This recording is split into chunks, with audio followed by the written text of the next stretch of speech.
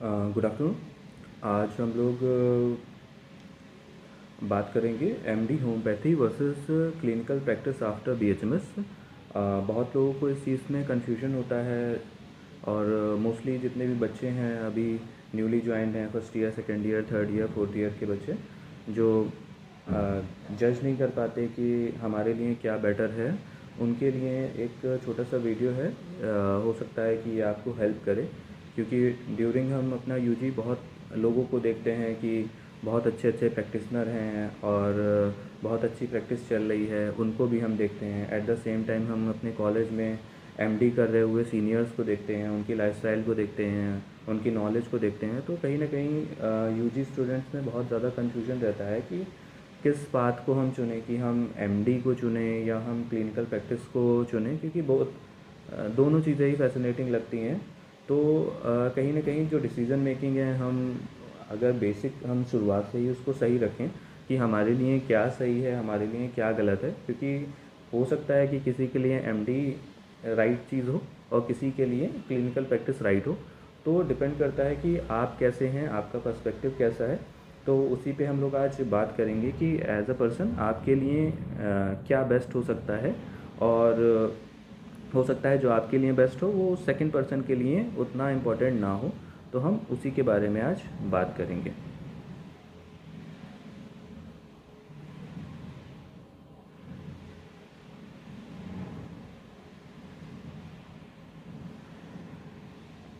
That is the first one. आज हम दोनों पर्सपेक्टिव हमको देखना है, that is clinical practice after BHMS. तो नॉर्मल सी चीज़ें, अगर हमें प्रोज एंड कॉन्स देखने हैं कि क्या प्रोज एंड कॉन्स हो सकते हैं, कि अगर हम बीएचएमएस करने के बाद अगर हम प्रैक्टिस करना जा रहे हैं तो हमारे साथ क्या क्या चीज़ें हो सकती हैं और क्या क्या चीज़ें इसके लिए बेनिफिशियल हैं और क्या क्या चीज़ें इसके कॉन्स हो सकते हैं, इनके बारे में हम डिस्कस करेंगे। The first is begin from the third year और fourth year with case taking and remedies. तो नॉर्मल सी चीज़ है, अगर आप क्लिनिकल प्रैक्टिस के लिए जा रहे हो तो एकदम ऐसा नहीं करना है कि फर्स्ट ईयर हुआ, सेकेंड ईयर हुआ और आप कहीं ना कहीं सीखने लग गए या लोगों को दवा देने लग गए या कुछ है। क्योंकि अभी आपको अभी सिंपल कोशिश करनी है कि जितना ज़्यादा आप नॉलेज गेन कर सको उतना ज़्यादा आपके लिए बेटर है। तो ऐसा नहीं है कि हम फर्स्ट ईयर में आए, सेकेंड ईयर में आए और हम क्लिनिकल एक्सपोजर के पीछे भागने लगेंगे। नहीं, ऐसा नहीं करना है। दैट इज़ हमें अभी कोशिश करनी है कि हम जितना ज़्यादा नॉलेज गेन कर सकें। तो दैट इज़ थर्ड ईयर या फोर्थ ईयर पे आप क्या कोशिश करेंगे कि जितना से ज़्यादा, जितना हम क्या करें, केस टेकिंग सीखने की कोशिश करें, हम रेमेडीज़ के बारे में जानने की कोशिश करें और हम क्या करेंगे, उनका डिफरेंशिएशन, कि कैसे हम एक मेडिसिन को दूसरी मेडिसिन से डिफरेंशिएट कर सकते हैं। क्योंकि क्या है, नॉर्मल सी चीज़ है, अगर आप फर्स्ट ईयर, सेकेंड ईयर या थर्ड ईयर में अभी आप प्रैक्टिस शुरू कर देते हो या आप कहीं ना कहीं लोगों को दवा देने लगते हो, तो अभी क्या है, आपने थर्ड ईयर किया हुआ है, मेन पार्ट जो है आपकी प्रैक्टिस का वो क्या है, प्रैक्टिस ऑफ मेडिसिन। आपको डिजीज़ की नॉलेज अभी नहीं है, उतनी नॉलेज नहीं है, आप डिजीज़ में ही डिफ्रेंशिएशन नहीं कर पाओगे कि ये डिजीज़ एक्स है, ये डिजीज़ वाई है, ये डिजीज़ जेड है। तो कहीं ना कहीं जब आप डिजीज़ में ही डिफ्रेंशिएशन नहीं कर पा रहे हो तो आप मेडिसिन में डिफ्रेंशिएशन नहीं कर पाओगे। And the second thing is repertory. Repertory जो है वो क्लिनिकल प्रैक्टिस का बहुत एसेंशियल पार्ट है, और आपकी रिपर्टरी आती है फोर्थ ईयर में। जो रियल रिपर्टरी है जिसको आप सीखते हो वो फोर्थ ईयर का पार्ट है। तो कहीं ना कहीं जो बेसिक है, जो जहाँ से आपकी प्रैक्टिस शुरू होती है, वो ये दो सब्जेक्ट हैं, that is repertory and practice of medicine, ये आती है फोर्थ ईयर में। तो आपको कोशिश करना है कि थर्ड ईयर और फोर्थ ईयर में आपको बेसिक केस टेकिंग सीखनी है, रेमेडीज़ के बारे में जानना है, और रेमेडीज़ को एक दूसरे से डिफ्रेंशिएट हम कैसे करेंगे ये चीज़ हमें देखनी है। Second thing is the right mentor. दूसरी चीज़ जो सबसे ज़्यादा इंपॉर्टेंट है कि आप किसको फॉलो करते हो, है ना। तो होता है ना कि हम एक्स को फॉलो करते हैं, वाई को फॉलो करते हैं, हम जेड को फॉलो करते हैं। तो डिफरेंट पाथ्स हैं होम्योपैथी में, डिफरेंट लोग हैं, डिफरेंट तरह से आपको प्रिस्क्रिप्शन सिखाएंगे। तो आपको क्या करना है कि आपके लिए क्या राइट है, आप जितना जल्दी इसको जान जाओगे कि आपके लिए राइट कौन है, कौन सा टीचर आपके लिए राइट है, किस तरह की पैथी आपके लिए राइट है, जितना जल्दी आप सीख जाओगे उतना अच्छा होगा। एक टीचर पे बैठे, उसके बाद एक महीना बैठे, जंप किया दूसरे टीचर पे, एक महीना बैठे, नहीं समझ में आया nature, jump to the third one. इस तरह से आपको नहीं करना है। आप क्या करो कि देखो कहाँ पे ऑब्जर्व करो कि किसके क्लिनिकल रिजल्ट अच्छे हैं, कौन जो ज़्यादा अच्छा रिजल्ट दे रहा है। दूसरी चीज़ क्या देखना है कि वो आपके लिए सही है कि नहीं है, क्योंकि यहाँ पे क्या है कि दिखावे वाली चीज़ ज़्यादा होती है, रियलिटी डिफरेंट होती है। तो आपको क्या करना है, एक मेंटर चुनना है, राइट मेंटर होना चाहिए जो कि आपको सही चीज़ें सिखाए, क्योंकि बहुत सारी क्लासिकल होम्योपैथी चल रही है, सो कॉल ट्रू होम्योपैथी चल रही है, इतने ज़्यादा पेशेंट देखे जाते हैं। तो आपको देखना है कि आपको किसको फॉलो करना है, हनीमैन को फॉलो करना है, केंट को फॉलो करना है, नैश को फॉलो करना है, बोरिक को फॉलो करना है। तो आप जितना अच्छा रोल मॉडल अपना चुनोगे, जितना अच्छा स्ट्रॉन्ग टीचर चुनोगे, इतनी जल्दी आप चुन लेते हो उतना बेटर है। तो आपको एक राइट ट्रैक चुन लेना है कि उस ट्रैक पे ही हमको चलना है, और जितनी अर्ली आप उस चीज़ को चुनोगे उतना आपके लिए बेटर रहेगा। Third one is the strong base. अगर आप क्लिनिकल प्रैक्टिस के लिए जाते हो और आपका बेस स्ट्रॉन्ग नहीं है, तो आप क्या कर रहे हो, आपको एक्सपोजर तो है नहीं, क्योंकि आपने फर्स्ट ईयर से फोर्थ ईयर तक कुछ भी नहीं किया। आपने क्या किया, बुकें पढ़ी हैं आपने, और जो थोड़ा बहुत जो आपको आपने केसेस देखे होंगे लोगों के, या आपने केस टेकिंग की होगी, या फैमिली में दिया होगा, तो उतना है। आपको स्ट्रॉन्ग अपना बेस रखना है, जो बुक की नॉलेज है वो आपकी स्ट्रॉन्ग होनी चाहिए, क्योंकि फोर्थ ईयर के बाद आप पीएम नहीं पढ़ने वाले, फोर्थ ईयर के बाद आप उठा के रिपर्टरी नहीं पढ़ने वाले, एनाटमी नहीं पढ़ने वाले, पैथोलॉजी नहीं पढ़ने वाले, फिजियोलॉजी नहीं पढ़ने वाले। तो जितना भी आप पढ़ सकते हो वो आपको यहीं पढ़ना है, जो आपके यूजी डेज हैं।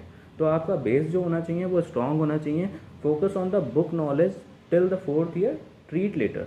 मतलब नॉर्मल सी चीज़ है, आपको पढ़ने का समय उसके बाद नहीं मिलेगा। जितना ज़्यादा आप अपना स्ट्रॉन्ग बुक का नॉलेज जितना स्ट्रॉन्ग कर पाओगे, जितनी ज़्यादा मेडिसिन आप पढ़ सकते हो, जितनी डिफरेंट बुक्स से आप पढ़ सकते हो, जितना ज़्यादा एलाइड सब्जेक्ट्स आप पढ़ सकते हो, उतना ज़्यादा आप कोशिश करो कि इसके बारे में जानो। आपको क्लिनिकल एक्सपोजर लाइफ में आगे मिलता रहेगा, बट ये जो बुकिश नॉलेज है ये आपको बाद में नहीं मिलेगी। जितना आप इस टाइम पढ़ लोगे उतना ज़्यादा आपके लिए बेटर रहेगा, कि लास्ट में आप जब ट्रीटमेंट करोगे तो आपको स्ट्रॉन्ग बेस रहेगा आपका। एलाइड सब्जेक्ट लोग क्या करते हैं कि हाँ हमें तो क्लिनिकल प्रैक्टिस करनी है, तो हमें क्या आना चाहिए, मेडिसिन के बारे में पता होना चाहिए कि हाँ फलाना डिजीज़ में ये मेडिसिन दी जाती है, इस डिजीज़ में इस तरह का पिक्चर मिलता है और इसमें हम ये दवा देते हैं, या इस तरह का पेशेंट आएगा we will give that medicine. तो ये तो ठीक है, बट सबसे ज़्यादा इंपॉर्टेंट पार्ट है that is anatomy, physiology, pathology, है ना, और पीएम। अगर आप इनकी नॉलेज ही नहीं रखते हो तो कभी भी आप सक्सेसफुल होम्योपैथ नहीं बन सकते।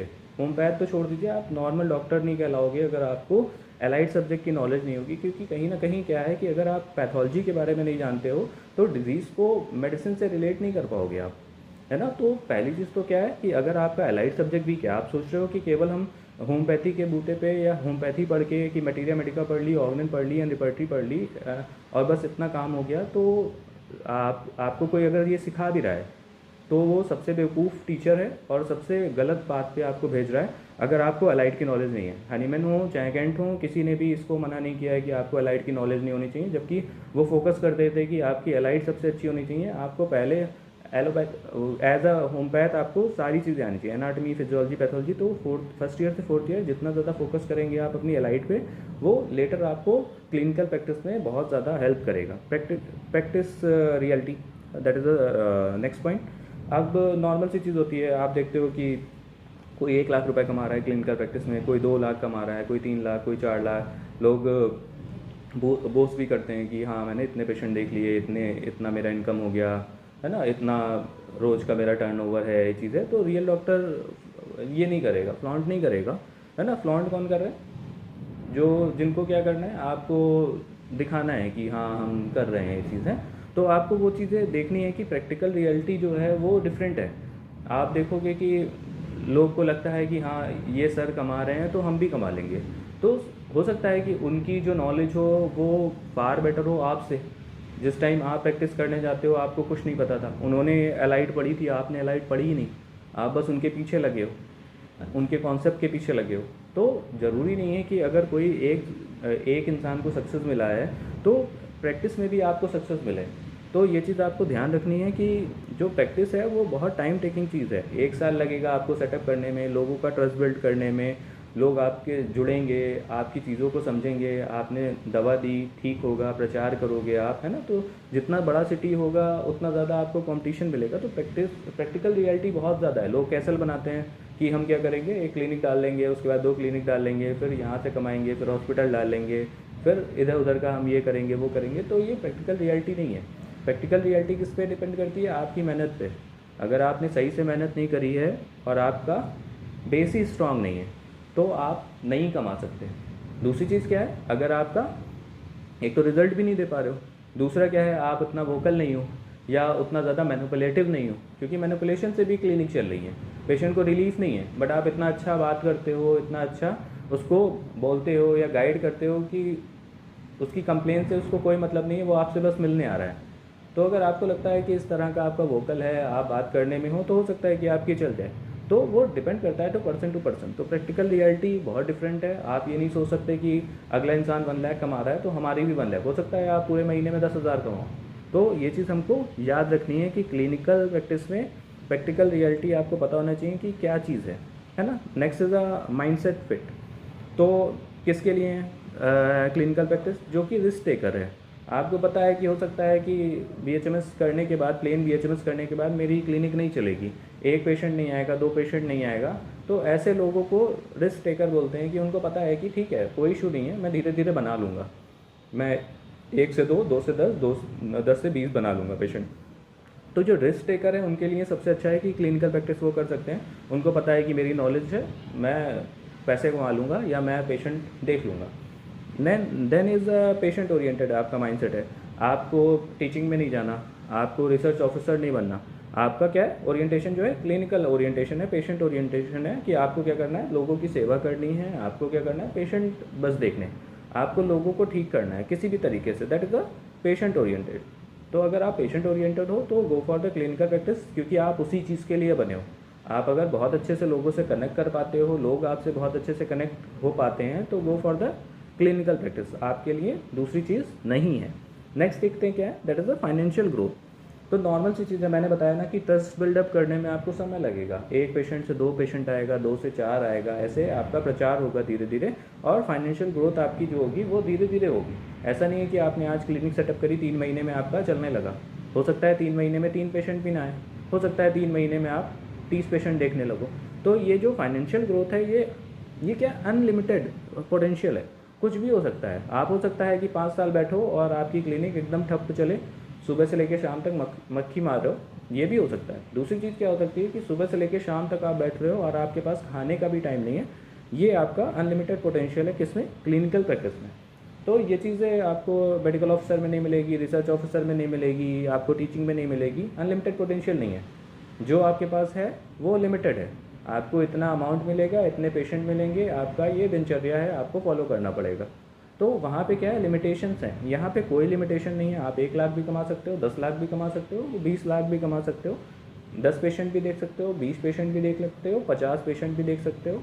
तो वो डिपेंड करता है आपके पोटेंशियल पे। और same with the financial growth, कितना कमाते हो, that depend on your knowledge, है ना। That next is the lifestyle.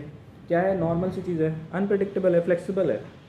As uh M O R O आपको वही 9 to 5 जॉब करनी है, 8 to 2 जॉब करनी है ना। तो उनका तो फिक्स शेड्यूल है। आपका क्या है, फ्लेक्सिबल है। आज आपको नहीं बैठने का मन है तो आप नहीं बैठोगे, आपको कहीं जाना है तो आप नहीं बैठोगे। But as a government officer आप फ्लेक्सिबल नहीं हो, है ना। आप इतना फ्लेक्सिबल नहीं हो जितना कि आपको क्लिनिकल प्रैक्टिस देती है फ्लेक्सिबिलिटी। और किसके ऊपर डिपेंड करता है, आज आपको लग रहा है कि पेशेंट नहीं आएंगे या कुछ है, आप अपना क्लिनिक बंद करके चले गए, कोई इशू नहीं है। तो यहाँ पे क्या कि फ्लेक्सिबल लाइफस्टाइल है ना। तो ये चीज़ें एक चीज़ जो है एक रोल प्ले करती है। तो दूसरी चीज़ ये है कि आपको अगर ऐसा ओरिएंटेशन है कि हाँ, आपको लगता है कि हम इस तरह की चीज़ें डील कर ले जाएंगे, या हमारे पास बैकअप है, फाइनेंशियल बैकअप है, हम थोड़ा सा इसको देख सकते हैं, है ना। तो हम go for the clinical practice, है ना। अगर आपको लगता है कि इस तरह की चीज़ें हम नहीं फॉलो कर पाएंगे या हमको किसी तरीके की रश है, तो आप क्लिनिकल प्रैक्टिस में मत जाइए। क्योंकि क्लिनिकल प्रैक्टिस क्या करेगी, टाइम लेगी, आपको आपका नॉलेज चेक करेगी कि भाई आपको कितना नॉलेज है। तो ये चीज़ें आपको ध्यान में रखनी है अगर आप क्लिनिकल प्रैक्टिस के लिए जा रहे हो। नेक्स्ट हम देखते हैं क्या है, that is pursuing MD in homeopathy. तो ये दूसरा पर्सपेक्टिव है हमारा कि हम ऐसे लोगों को देखेंगे कि कैसे लोग जो हैं, जो कि एमडी को अपनी प्रायोरिटी में रख सकते हैं। अब देखो, दूसरी चीज़ है, अगर आप एमडी करने का सोचते हो तो पहली चीज़ तो क्या है, prioritise the theory, basic of treatment in internship. That is आपको क्या करना है, फर्स्ट ईयर से 4th ईयर तक एंड ड्यूरिंग इंटर्नशिप भी आपको थ्योरी पे अपनी प्रायोरिटी रखनी है कि जितना ज़्यादा हम बुक का नॉलेज ले सकते हैं, डिजीज़ के बारे में जान सकते हैं, जितना ज़्यादा चीज़ें हम रिटेन कर सकते हैं, मेमोराइज़ कर सकते हैं, जितना डाटा हम अपने अंदर एकोमुलेट कर सकते हैं, उतना हम करने की कोशिश करेंगे। हम एनाटमी पढ़ेंगे, हम फिजियोलॉजी पढ़ेंगे, हम सारी चीज़ों को क्या करेंगे, अपने अंदर एक्युमुलेट करने की कोशिश करेंगे। तो हमें वहाँ पे क्या करना है, फर्स्ट ईयर से फोर्थ ईयर तक क्लिनिकल पे बहुत ज़्यादा ध्यान नहीं देना है कि हम क्या कर रहे हैं, पेशेंट ओरिएंटेड अपनी चीज़ें नहीं रख रहे हैं। हम क्या कर रहे हैं, अपनी जो ओरिएंटेशन रख रहे हैं वो किस पे रख रहे हैं, थ्योरी पे। हम फर्स्ट ईयर से फोर्थ ईयर तक कोशिश करेंगे कि हम जितना ज़्यादा जितना थ्योरी पढ़ सकें उतना ज़्यादा। तो इसका मतलब ये नहीं है कि बिल्कुल पेशेंट देखना ही नहीं है, बट देखना है, बट हम अपना डिस्ट्रीब्यूशन अलग कर लेंगे कि 80% हम जो अपना फोकस करेंगे वो हम किस पे करेंगे, थ्योरी पे करेंगे, and 20% will focus on the patient. और जो बेसिक ट्रीटमेंट है वो आप क्या सीख सकते हो, ड्यूरिंग आपकी इंटर्नशिप है तो आपको समझ में आ जाएगा। ड्यूरिंग इंटर्नशिप आपसे केस टेकिंग कराई जाएगी, आपसे मेडिसिन निकलवाई जाएगी, है ना। तो वो सब चीज़ें आप इंटर्नशिप के दौरान भी कर सकते हो। नॉर्मल आप जो ड्यूरिंग कॉलेज डेज भी अगर आपको टाइम मिलता है, कहीं टीचर नहीं है या एम्प्टी पीरियड्स हैं, तो आप उस टाइम अपना इस पे ध्यान दे सकते हो कि हम ट्रीटमेंट ओरिएंटेड अपना उस टाइम जा सकते हैं ओपीडी। तो मगर हमको क्या करना है, 80-20 का रेशियो रखना है कि 80 हम प्रायोरिटाइज करेंगे हम थ्योरेटिकल नॉलेज पे। जितना ज़्यादा हम बुक से ले सकें और जितना ज़्यादा हम ग्रैब कर सकें डाटा, उतना ज़्यादा हमको क्या करना है, अगर हम एमडी ओरिएंटेड स्टूडेंट है तो हमें कोशिश करना है कि हम इस पे ध्यान दें। ड्यूरिंग इंटर्नशिप आपको सारी चीज़ें मिलेंगी, है ना। तो अभी हमको शुरुआत में कोशिश करनी है कि हम जितना ज़्यादा थ्योरी पे फोकस करें। That is MD exposure, plenty of patient and cases during the 3 year. अगर आपने नहीं भी सीखा है, कोई चीज़ नहीं सीखी, आप नहीं सीख पाए कि कैसे बहुत अच्छा केस लेना है या कैसे हमें मेडिसिन निकालनी है, कैसे हमारा लोगों से हम कनेक्ट हो पाएंगे, तो आपको प्लेंटी ऑफ टाइम मिलता है। आप फर्स्ट ईयर से लेकर फोर्थ ईयर तक आपने बहुत पेशेंट नहीं देखे, या इंटर्नशिप में आपने पढ़ाई की, आपने नहीं पेशेंट देखे, तो आपके पास ज़िंदगी पड़ी है। 3 साल आपको मिलेगा और इन 3 साल में आपको कुछ नहीं करना है, एक प्रोजेक्ट करना है, उसके अलावा आपको केवल और केवल पेशेंट देखने हैं। तो 3 साल का एक्सपोजर इनफ है कि आप होम्योपैथी को सीख सको, केस टेकिंग को सीख सको, डिजीज़ डिफ्रेंशिएशन सीख सको, मेडिसिन डिफ्रेंशिएशन सीख सको।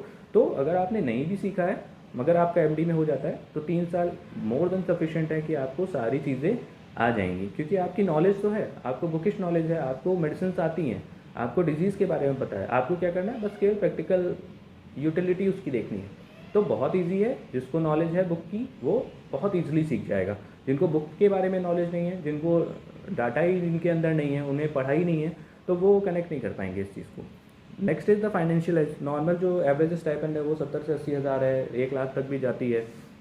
तो नॉर्मल सी चीज़ है। Normal as a plain BHMS मुझे नहीं लगता कि किसी की भी क्लिनिक इतना एज अ प्लेन बीएचएमएस 80,000 आपको तुरंत ही देने लगेगी। हो सकता है 6 महीने बाद, साल भर बाद, 2 साल बाद आप 80,000 कमाने लगो, बट बिगनिंग में कभी भी किसी की क्लिनिक जो है वो 80,000 आपको नहीं दे पाएगी। तो अगर आप चाहते हो कि आप शुरू से ही अर्निंग शुरू कर दो, या फाइनेंशियली आप अनस्टेबल हो, या आपको फैमिली में इश्यूज़ हैं, तो गो फॉर एमडी। क्योंकि जैसे ही आप बीएचएमएस पास करोगे 80 के आपको कहीं पे भी नहीं मिलेगा। 20,000 रुपये कमाना, 30,000 रुपये कमाना बहुत मुश्किल है अगर आप क्लिनिक में जाओगे। जो ग्राउंड रियलिटी जानते हैं उनको पता होगा कि ये मुश्किल है। इसलिए मुश्किल है क्योंकि हर इंसान पेशेंट से कनेक्ट हो पाए, हर मेडिसिन पेशेंट से कनेक्ट हो पाए, वो धीरे धीरे आता है, प्रैक्टिस से आता है। एज अ प्लेन बीएचएमएस आपको टाइम देना पड़ेगा, एज अ होम्योपैथ आपको पेशेंट को टाइम देना पड़ेगा, अपने आप को टाइम देना पड़ेगा। बट फाइनेंशियल एज किसके पास है? एज अ एमडी स्टूडेंट आप बिगनिंग से ही क्या करने लगते हो, अर्न करने लगते हो। तो ये आपको लेटर सेटअप में भी हेल्प करता है कि 3 साल बाद आप 3 साल के ड्यूरेशन में कोई गवर्नमेंट जॉब नहीं भी आती है तो आप फाइनेंशियली इतने स्टेबल हो जाओगे कि आप क्या कर सकते हो कि अपना क्लिनिक बहुत अच्छा सेटअप कर सकते हो, है ना। 2-3 साल तक भी जॉब नहीं आती है एमडी के बाद भी, तो आपके पास इतना फंड रहेगा कि आप अपनी लाइफ को सस्टेन कर ले जाओगे। तो ये बहुत अच्छी चीज़ है। ऐसे लोगों के लिए मैं एमडी बहुत ज़्यादा सजेस्ट करूँगा जहाँ पे जिनके घर में फाइनेंशियल इनस्टेबिलिटी है या कहीं ना कहीं फाइनेंशियल क्राइसिस है, उनके लिए सबसे बेस्ट एग्जाम्पल जो है जो वो परस्यू कर सकते हैं वो एमडी है। Next is the exam advantage. Normal सी चीज़ है, एमडी आप प्रिपरेशन करते हो या पीजीटी की प्रिपरेशन करते हो तो उस टाइम आप बहुत वास्ट डाटा पढ़ते हो, कोई सब्जेक्ट आपका छूटता नहीं है। Anatomy, physiology, pathology, surgery, gynae ops, PM, है ना। तो जितने भी होम्योपैथी हैं, रेपर्टरी हो गया, फार्मेसी हो गया, मटीरिया मेडिका हो गया, तो ये सारी चीज़ें ही आपको बाद में भी हेल्प करती है। एमसीक्यू आप लगाते हो, थाउजेंड्स ऑफ एमसीक्यू आप सॉल्व करते हो, तो जब लेटर आपका यूपीपीएससी या यूपीएससी किसी का भी एग्ज़ाम आता है, एमओ का आता है, या आफ्टर आपकी एमडी लेक्चरर के लिए आप अप्लाई करते हो, दैट इज़ अ टीचिंग के लिए भी अगर आप एक बात आपको खोलना है, तो अगर आपको लगता है कि हम टीचिंग में जाना चाहते हैं, तो आपके लिए सबसे बेस्ट ऑप्शन ये है कि आप एमडी करिए, और एमडी के बाद ही आप टीचिंग कर सकते हैं। एज ए यूजी आप टीचिंग नहीं कर सकते, तो मिनिमम जो है आपको एमडी होना चाहिए। तो अगर ऐसे लोग जिनको टीचिंग में इंटरेस्ट है, मुझे इंटरेस्ट है टीचिंग में, इसलिए मैंने एमडी कर रखी थी। अगर मेरा क्लिनिकल अप्रोच होता तो मैं एमडी नहीं करता, बट मुझे पढ़ाना पसंद है तो मैंने एमडी की। तो जो टीचिंग में जाना चाहते हैं वो क्या करें, एमडी करें, क्योंकि यहीं से आपका टीचिंग पे पाथ खुलेगा। तीसरी चीज़ है क्या, कि अगर कोई रिसर्च ओरिएंटेड है, कि हमको रिसर्च करनी है, हमको होम्योपैथी को प्रूव करना है, कि लोगों को प्रूव करना है कि होम्योपैथी वर्क करती है, या रिसर्च ओरिएंटेड वर्क करना है, तो उनके लिए बेस्ट है कि एमडी के बाद आप रिसर्च ऑफिसर के लिए अप्लाई कर सकते हो। तो सेंट्रल जॉब्स आती हैं, है ना, तो जितने भी रिसर्च प्रोग्राम्स हैं उनमें जॉब्स आती हैं, तो उनके लिए आप अप्लाई कर सकते हो। तो एमडी क्या कर रहा है, आपका पाथ खोल रहा है। 3 जगह आप जा सकते हो, दैट इज़ एमओ तो नॉर्मल बीएचएमएस भी जा सकता है, बट अगर आपने एमडी का रखा होगा तो आपको प्रायोरिटी मिलती है। किसी नॉन एमडी से आपको ज़्यादा प्रायोरिटी मिलेगी एज अ एमडी स्टूडेंट अगर आप एमओ पे भी जाते हो। ठीक है, तो टीचिंग का पाथ तो खुलता ही है, आप लेक्चरर बन सकते हो, and other thing is research के लिए आप रिसर्च ऑफिसर बन सकते हो, that is are after MD. तो ये एग्ज़ाम जो है एआईपीजीटी का वो एमसीक्यू बेस्ड होता है, और ये सारे एग्ज़ाम भी जो है एमसीक्यू बेस्ड हैं। जितना भी आप ड्यूरिंग एमडी प्रिपरेशन के लिए पढ़ते हो वो सारा आपके लेटर भी आपको काम आएगा। तो ये चीज़ें जो आपने पढ़ ली ये कभी आप भूलोगे नहीं। ठीक है, next is a secure future, safer है and more stable than the early practice. Early practice में हो सकता है कि मैंने बताया ना, ये हो सकता है कि पहले मंथ में आप 10,000 कमाओ, हो सकता है दूसरे मंथ में 20,000 कमाओ, हो सकता है तीसरे मंथ में आपके पास फिर 10,000 की आमदनी हो। तो यहाँ पे क्या सिक्योर फ्यूचर है, आपको पता है कि जो 80K है वो तो आना आना है। उसके अपार्ट फ्रॉम दैट आप क्लिनिकल प्रैक्टिस करते हो या कोई और चीज़ कर रहे हो वो आपकी चीज़ है, बट क्या है कि सिक्योर फ्यूचर है। क्योंकि सिक्योर इसलिए क्योंकि आपके पास नए नए रास्ते खुल गए, आप टीचिंग में भी जा सकते हो, रिसर्च ऑफिसर भी बन सकते हो, आप मेडिकल ऑफिसर भी बन सकते हो। तो एक कहीं ना कहीं आपको क्या देता है कि सिक्योर फ्यूचर देता है MD. Next is a mindset fit for structured learner, academic and research oriented लोग। ऐसे लोगों के लिए बहुत अच्छा है जो कि क्या है स्ट्रक्चर्ड लर्नर है, उनको पता है कि हमको इस पे वर्क करना है, इस तरह से वर्क करना है, और हमारा ये आउटकम हमें चाहिए। तो उन लोगों के लिए बहुत अच्छा है एमडी। एकेडमिक में जो जाना चाहते हैं या जिनके एकेडमिक बहुत स्ट्रॉन्ग हैं उनके लिए बहुत अच्छा है, या रिसर्च ओरिएंटेड जो लोग हैं उनके लिए ये एमडी बहुत ज़्यादा अच्छा है। And knowledge depth strong in academic publications and advance cases. तो एज ए यूजी स्टूडेंट आपको पहली चीज़ तो एक्सपोजर इतना नहीं मिलता, क्योंकि नॉर्मल सी चीज़ है, आपकी ना इतनी नॉलेज है और ना ही आपको इतना आता है कि आपको क्लिनिकल एक्सपोजर उतना दिया जाए। तो शुरुआत में तो क्या होता है कि आपको इतनी ज़्यादा नॉलेज नहीं है। 3 साल आप जब एमडी करते हो तो आप डिफरेंट बुक्स पढ़ते हो, डिफरेंट ऑथर्स को पढ़ते हो, तो कहीं ना कहीं नॉलेज जो होती है आपकी एक्सपैंड होती है। आप ऐसे लोगों के साथ बैठते हो, अपने कलीग्स के साथ जो आपसे बेटर जानते होंगे या आप उनसे बेटर जानते होंगे, तो कहीं ना कहीं नॉलेज एक्सचेंज होती है। तो उससे भी आपको क्या मिलता है कि कहीं ना कहीं ड्यूरिंग दीज 3 ईयर्स आप कुछ ना कुछ सीखते हो जो कि आपने बीएचएमएस से ज़्यादा सीखा हुआ है। तो कहीं ना कहीं आपका नॉलेज एक्सपेंशन होता है ड्यूरिंग एमडी। तो इसके लिए भी एडवांस केसेस हैं, तो नॉर्मल सी चीज़ है, ड्यूरिंग एमडी आपको एडवांस केसेस भी देखने मिलेंगे। 3 साल आपको ये केवल प्रैक्टिस के लिए मिल रहा है कि आप आगे बढ़ सको, चीज़ों को जान सको। तो नेक्स्ट लास्ट में कंक्लूजन क्या निकलता है, तो हम तीनों एस्पेक्ट देखेंगे। That is a clinical practice में अगर आप अर्ली स्टार्ट करना चाहते हो और आप चाहते हो कि आप इंडिपेंडेंटली वर्क करो, किसी के अंडर में आपको काम नहीं करना, गवर्नमेंट के अंडर में काम नहीं करना, आप नहीं चाहते कि किसी का भी कोई इन्फ्लुएंस हो आपके ऊपर, तो आप क्लिनिकल प्रैक्टिस स्टार्ट कर सकते हो। लॉन्ग टर्म में इसका बहुत अच्छा पोटेंशियल है, क्योंकि अनलिमिटेड पोटेंशियल है, वो डिपेंड करता है आपकी नॉलेज पे। एमडी क्या है आपके लिए, फाइनेंशियली सेफर है। आपको पता है कि एमडी कर लिया, फाइनेंशियली सेफर है, और उसके साथ क्या है आपने जो नॉलेज गेन करी है उससे आपका न्यू पाथ खुल रहा है। दैट इज़ लेक्चर पे भी जा सकते हो, एमओ भी बन सकते हो एंड आरओ भी बन सकते हो। तो ये सब एकेडमिक पाथ भी खोलता है एमडी। कंबाइंड अप्रोच ये बहुत अच्छी है, मुझे पसंद है पर्सनली। तो बहुत लोग क्या है कि एमडी कर लिया उन्होंने, फाइनेंशियली स्टेबल हो गए। अगर इन 3 साल की ड्यूरेशन में कहीं कोई गवर्नमेंट जॉब आती है तो आप अप्लाई करो, नहीं आती है तो आपके पास इतना फंड रहेगा कि आप अपना क्लिनिकल प्रैक्टिस बहुत आसानी से चला सकते हो। एट द सेम टाइम आपके नाम के आगे एमडी लग जाएगा, कहीं ना कहीं नॉलेज आपकी इनहेंस हुई है, और आपके नाम के सामने जो एमडी लगा हुआ है वो आपको पेशेंट देगा। तो ये कंबाइन अप्रोच जो है ये भी बहुत अच्छा है। तो फाइनल नोट किस पे है कि कोई भी एब्सोल्यूट राइट एंड रॉन्ग नहीं है, दोनों चीज़ें राइट हैं, दोनों चीज़ें रॉन्ग हैं, डिपेंड करता है आपके पर्सपेक्टिव के ऊपर कि आपके ऊपर क्या सूट करता है, आपके ऊपर क्या चीज़ बेस्ट है, कि आपके लिए क्लिनिकल प्रैक्टिस बेस्ट है, कि आप उतना नॉलेज रखते हो कि आप उसको अचीव कर पाओ, या एमडी कि आप उतना नॉलेज रखते हो कि आप इन एग्ज़ाम्स को निकाल पाओ, इतना कॉम्पिटिटिव हो, इतना थ्योरेटिकल नॉलेज आपके पास है कि इस तरह की चीज़ों को आप संभाल पाओ। तो ये डिपेंड करता है आपके ऊपर और आपके नॉलेज के ऊपर कि आप कितना मेहनत करते हो। दोनों में मेहनत है, तो कहीं ना कहीं आपको देखना है कि आप किस वे में मेहनत करना चाहते हो, वो आपके ऊपर डिपेंड करता है। तो आई थिंक कुछ ना कुछ आपको समझ में आया होगा कि क्या ट्रैक आपको चूज़ करना है।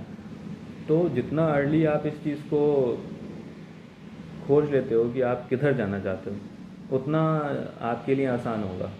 आपने अगर थर्ड ईयर में ही जान लिया कि, या सेकेंड ईयर में ही जान लिया कि आपके लिए जो बेटर रास्ता है, वो अगर आप पहले जान जाओगे तो वो कहीं ना कहीं आपको एज देगा बाकी लोगों से। तो कोशिश करना है कि अब हम शुरू से ही ध्यान में रखें कि हमारे लिए क्या बेस्ट है। ठीक है, तो इतना ही था आज के लिए। Thank you.